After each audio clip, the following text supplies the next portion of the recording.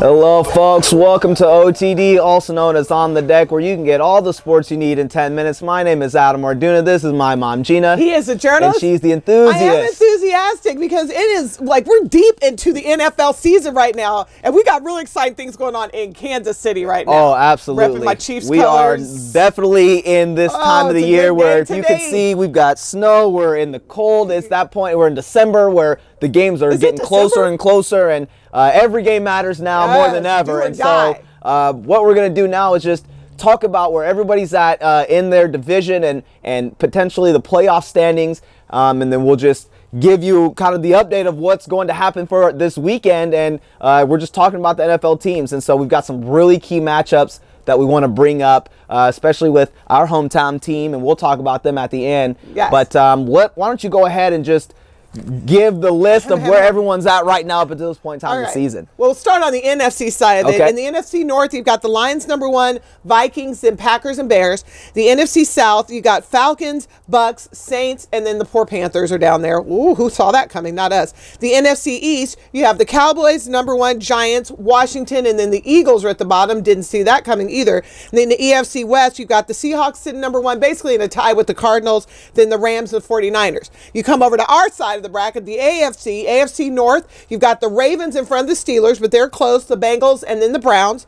Then you've got the Texans in the South, followed by the Colts, the Titans, and the Jaguars. The AFC East, Patriots, then the Dolphins, which I didn't see that either, and then the Bills, and then all the poor Jets just bringing up the rear. Yeah. But then the AFC West, the most competitive everything, you've got the Raiders sitting #1, you've got the Chiefs #2, you got the Broncos #3, and you got the Chargers sitting at #4. See, I don't even have to look at the paper for that one. Right. Clearly, I know what's going on in our division.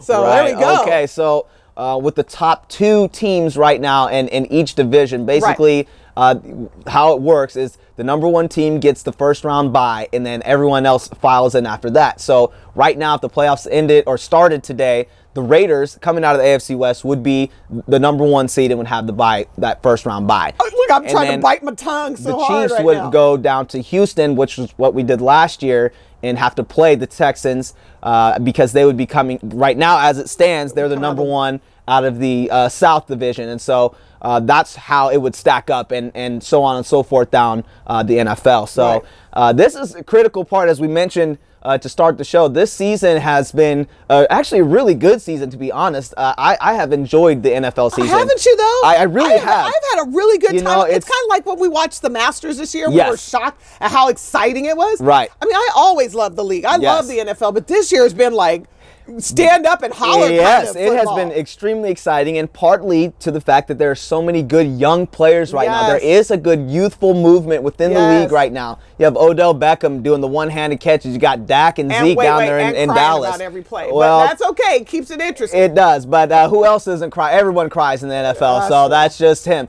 But there's a lot of young players right now. You got Zeke, even Jared Goff is now breaking in. Carson Wentz and all these guys that are, Amari Cooper, Tyreek Hill for the Chiefs. There's just a lot of young and exciting players right now in the NFL, and so it's given that sort of college feel, if you will. Who's your boy out of Memphis? Paxton Lynch. He got his first win last week against Jacksonville. So with that point, it's that the NFL is exciting. It is fun, and so this year has been fun for the viewers, and so we're excited that we're now to the point where these games are critical, and we have a big game coming on tonight, Thursday Night Football, which we've had the conversation about. I need to do my jinx cross. It's like I don't want to talk about it, you know. Well, and we've had the discussion about the product for Thursday night, for Sunday night, for Monday night, and so here's an example of where, hey, before the last couple weeks, the Thursday night games, or previously earlier in the season, Thursday night games weren't very good, and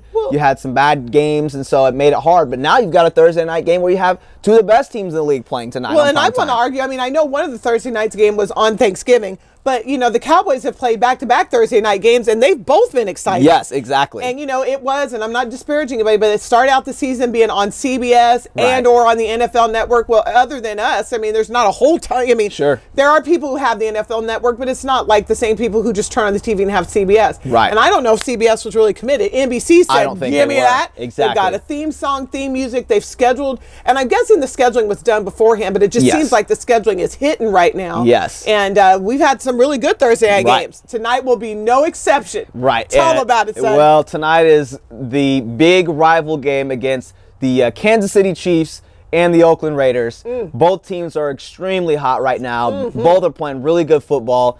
And it is here in Kansas City at Arrowhead, the loudest stadium in the world. And so we're really excited to play them today, and hopefully we can come out on top. I believe in Andy Reid and what the Chiefs have, and so it's going to be a great game. Well, and if I might also add, it might be the coldest stadium in the world, at least tonight. I mean, there's lots of places where it's cold, but a lot of people have domes over their stuff. Right. We don't. Exactly. Arrowhead is an open-air stadium, and I believe the kickoff time, the game's going to kick off at about 19 or 20 degrees. By the fourth quarter, it's going to be somewhere around 10 degrees with wind chills in the single digits, if not below zero. Correct. Now, you've played. Yes. And you played in this area. Correct. How hard is it to play your best game when it's that cold? Well, I will just say it is extremely difficult. You played at Arrowhead. I've played at Arrowhead. I've played at Yankee Stadium, where the coldest game I've ever played was during a blizzard. Yes, during the blizzard. We were up in New York. One of my years at K-State, we made it to the Pinstripe Bowl. We played Syracuse 2010.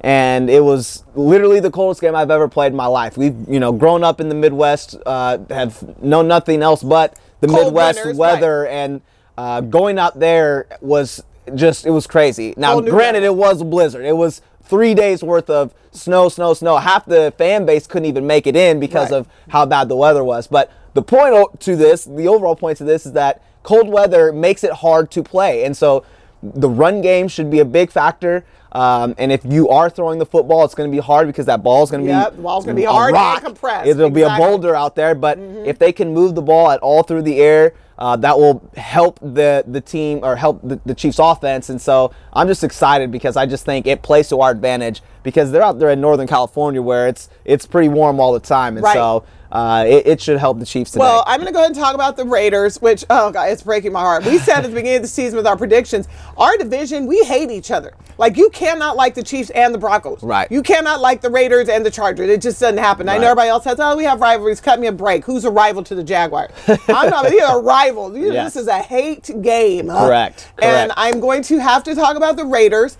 because we want to be fair. And I do think, let me say this, they got Amari Cooper over there. You guys might remember from Alabama. He's great. He's a dynamic young guy. Yes, he they also have Michael Crabtree, a former Big 12 All-Star for us. Yep. And then they've got Derek Carr, who is really hitting on all cylinders right now. But I think what people are really elevating right now is that Raiders defense, which resurrected itself literally from the grave. And when you see Raiders, they come up, they got the skull and crossbones. And I think that they are going to, I think that's going to be a key to them winning. I don't want to, I hate even saying this, but a key to the Raiders tonight is that it is going to be an on-the-ground kind of game. But when we start throwing against them, that Raiders defense is going to have to really step up. Exactly. The key to the game is if that defense can kind of have its a game of its life. I don't know how well the receivers are going to do today. Well, that's a great point that you bring up, that the defense for the Raiders, I believe, is going to have to beat the Chiefs offense. And that defense is led by Khalil Mack, who is a young, very awesome defensive player for the Raiders.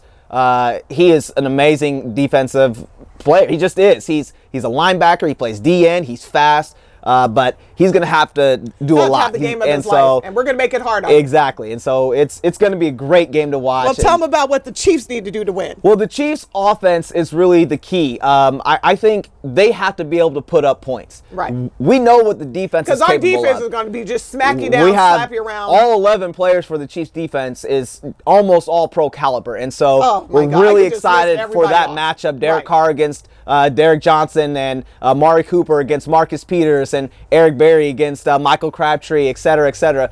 There's Terry Poe, Justin Houston coming for your life. Dee Ford, exactly. The list goes on. And so I really think it's going to come down to the Chiefs' offense having to put up points against the Raiders' defense. So can we do it? Oh, I think we can. All right, I'm excited. Throw the numbers out. All right, I'm going to call a low-scoring game. I'm going to call it Chiefs 10, Raiders 7. 10-7. Okay, well, I think it will be close, and I will one-up you a little bit, and I'm going to go 13-10 Chiefs. I think it's going to be super close, and I think Cairo Santos, who has been a good player for us all year. Great kicker, is going to save the day, and I think it's going to be a good one. So we're excited. I think it's going to be a great game, and it's on primetime, Thursday Night Football. So go Chiefs, and we'll see what happens. And we just want to continue to say stay tuned, and we thank you for watching, and we'll see you next time, folks. Chiefs. All right.